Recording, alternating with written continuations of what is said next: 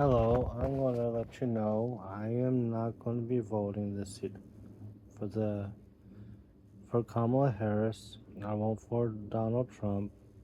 I won't vote for Adam Smith because his office told me I wasn't important. I'm not going to be voting for the the Republican in my district who was running because he told me I was important. I will not be voting for the state representatives because they said I am not important. I am attaching this with another um, tape to tell you why I'm not running for. I'm not voting for the representative of my state because they tell me I'm not important. And they want my vote, I'm not going to give it. Hello, this is my personal story. Um, what I'm trying to do is just to clarify what I'm trying to do. My life hasn't been hell for a long time.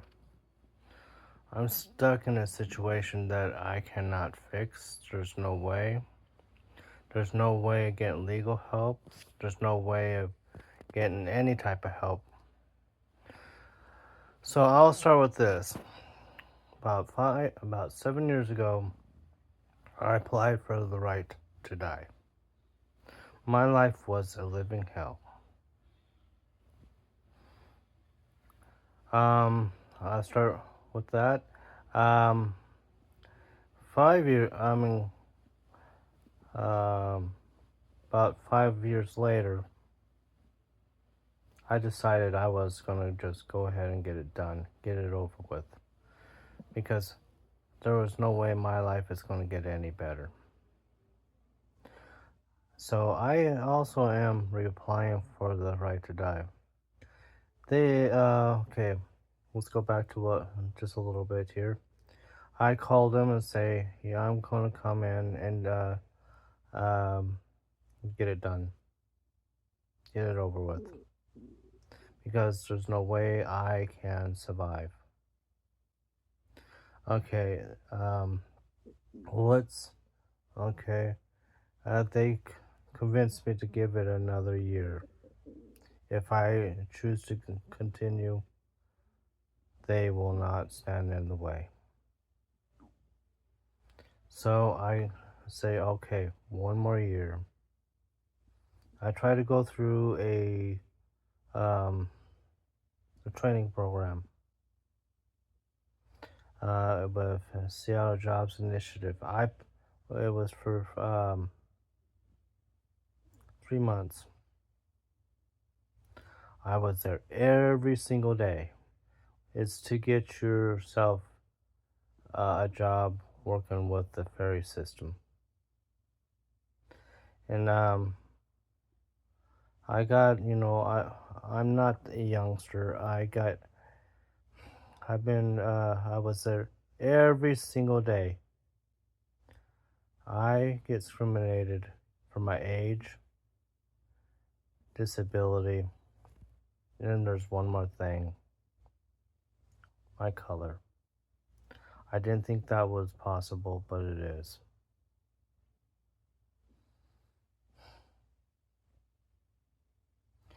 Okay, then that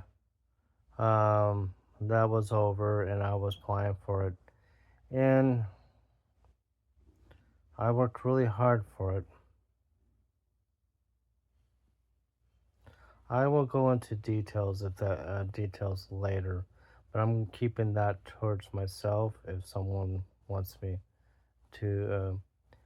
They So the next step, I was going to the Seattle. Okay, Seattle Center. Seattle. No, not Seattle Center.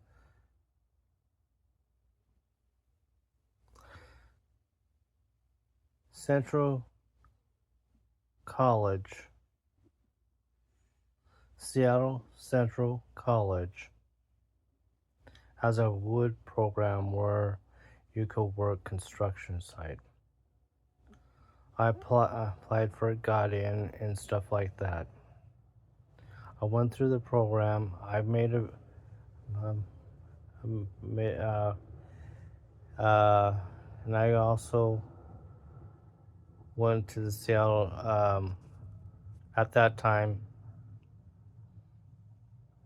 to TRIO. It's a TRIO program where if you have problems with certain things with reading and writing and stuff like that, and you have a disability, you could use it to be able to get yourself in a better position. I had a problem. It's called. They have the construction site. They wanted me. The problem was, an instructor was coming at me. I did not know if I could, talk to, you know, get into an instructor's face or not. I'm talking about arguing with an instructor because there's one time I did go against an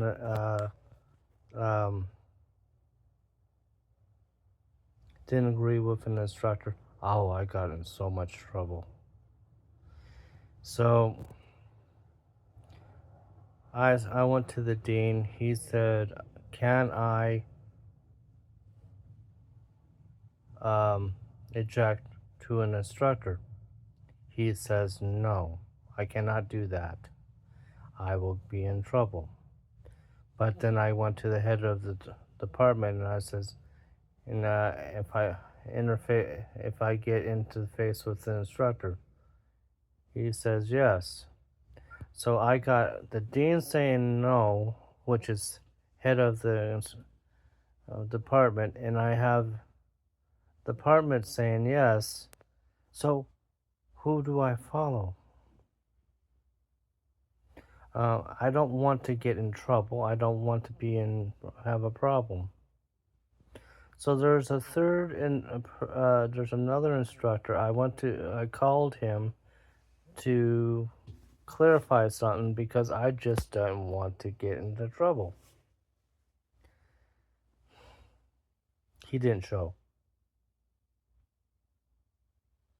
I could say the name, but I would say that later.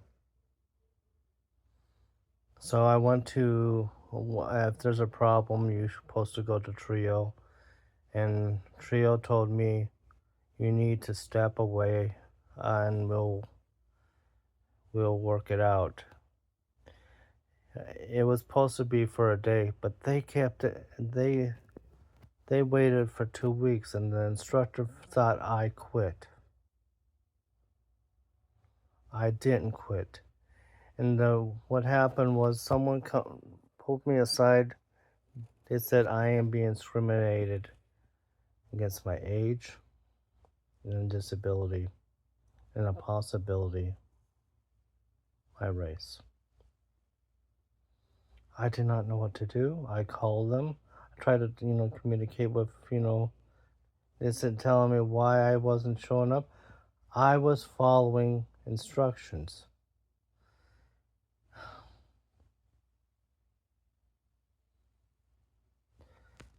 People tell me, was told, go get a lawyer. Lawyers don't, I'm on disability. Lawyers don't look at me. Go to the EEOC. EEOC will give you a speech about people don't liking me.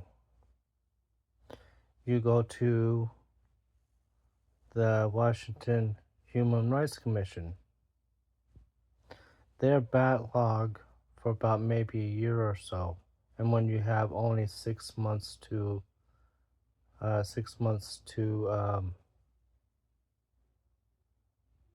do something.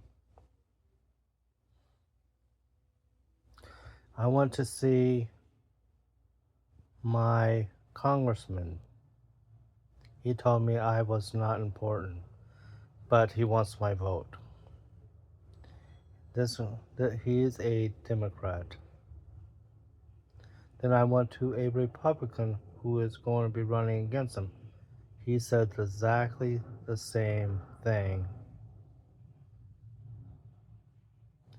I can't vote for these people. I went to state senators, any representative. They all said I am not important.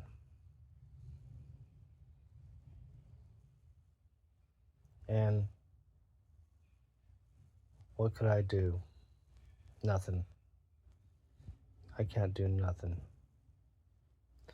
So the only option is, because my life is living hell for more than just that reason alone. You can't get a lawyer because you're on disability. You can't get someone to investigate because you're on disability. Everything is based on money, and I don't have it. And then the senators, the congressmen, and the representatives tells you you're not important, but they want your vote. I can't vote. So it puts me in a position where I have to apply for the right to die because there's no other option. I am 57 years old.